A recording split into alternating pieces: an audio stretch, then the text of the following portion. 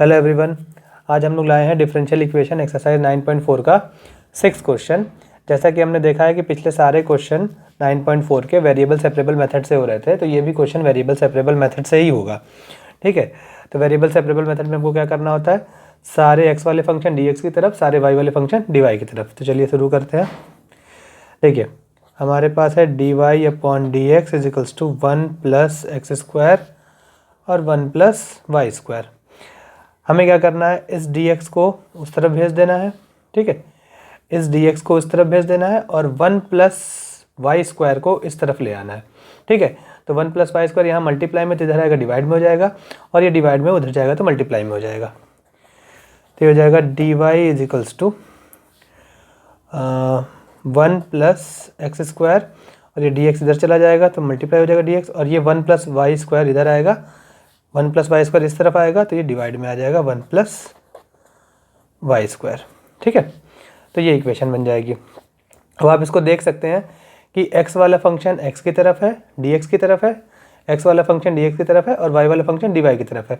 तो जब variable separate हो जाते हैं तो हम बोथ साइड क्या कर देते हैं, बोथ साइड हम करते हैं इंटीग्रेट। ठीक है, अब जब बोथ साइड इंटीग्रेट करेंगे तो dy upon 1 plus Y square is equals to integrate 1 plus x square D X, ये आ जाएगा। ठीक है, तो हम क्या करेंगे, इसको पहले ऐसे ही कॉपी कर देंगे dy upon 1 plus Y square, और इसका क्या करेंगे, इसको इंटीग्रेशन देंगे। देखो इसको लिख सकते हैं हम इंटीग्रेशन 1 को dx से मल्टीप्लाई करेंगे तो dx आ जाएगा, फिर प्लस की जगह प्लस लगेगा, इंटीग्रेशन इसके साथ भी दे देंगे, इंटीग्रेशन 1 के साथ भी दे, इंटीग्रेशन इसके साथ भी दे देंगे एक्स स्क्वायर के साथ भी, तो इंटीग्रेशन एक्स स्क्वायर और dx मल्टीप्लाई हो जाएगा तो यहाँ dx आ जाएगा।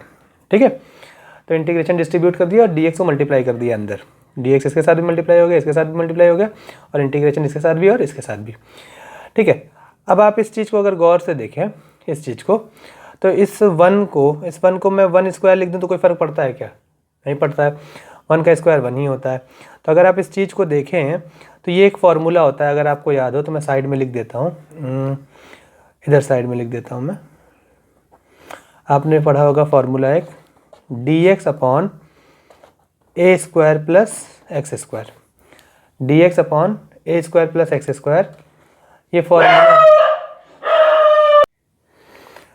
जैसे आप लोगों ने फार्मूला देखा होगा dx upon a square plus x square, तो इसका फॉर्मूला होता है, इंटीग्रेशन चैप्टर में हम लोगों ने देखा है, 1 अपॉन ए tan इनवर्स x अपॉन ए। ठीक है, integration dx upon a square plus x square का फॉर्मूला होता है 1 अपॉन ए tan इनवर्स x अपॉन ए।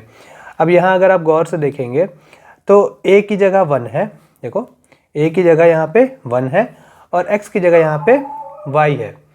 ठीक है, a की जगह यहाँ पे 1 है, x की जगह यहाँ पे y है। देखो यहाँ पे x है तो यहाँ पे y है, यहाँ पे a है तो यहाँ पे 1 है।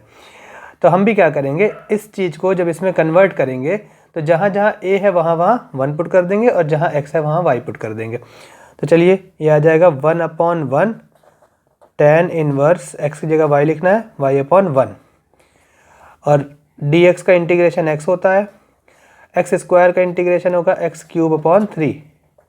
ठीक है, आपने पढ़ा होगा पावर में 1 जुड़ जाता है और वही चीज़ डिवाइड में चली जाती है। इसको मैं और साफ से लिख दूँ, यहाँ पे 3 आ जाएगा। ठीक है, x की पावर 3 अपॉन 3, और प्लस c मतलब क्या होगा यहाँ पे, कांस्टेंट। ठीक है, अच्छा एक बात का ख्याल रखिएगा, आप जो कांस्टेंट लगाते हैं, आप हो सकता है आप ये सोच रहे हो कि दोनों तरफ इंटीग्रेशन हो रहा है तो दोनों तरफ कांस्टेंट क्यों नहीं आ रहा है, तो दोनों तरफ इंटीग्रेशन हो रहा है लेकिन हम कांस्टेंट सिर्फ x की तरफ लगाते हैं। ठीक है, कांस्टेंट सिर्फ x की तरफ आपको लगाना है।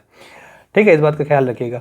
अब यहाँ पे आ गया tan इनवर्स y, इन 1 का कुछ मतलब है नहीं तो उसको हमने छोड़ दिया है, तो x plus x cube upon 3 plus c, ये आपका आ गया आंसर। ठीक है, अगर आपको कोई प्रॉब्लम होगी समझने में तो आप मुझे ज़रूर इन्फॉर्म करिएगा। ठीक है, इसका आप स्क्रीनशॉट ले सकते हैं। थैंक यू वेरी मच, मिलते हैं नेक्स्ट वीडियो में।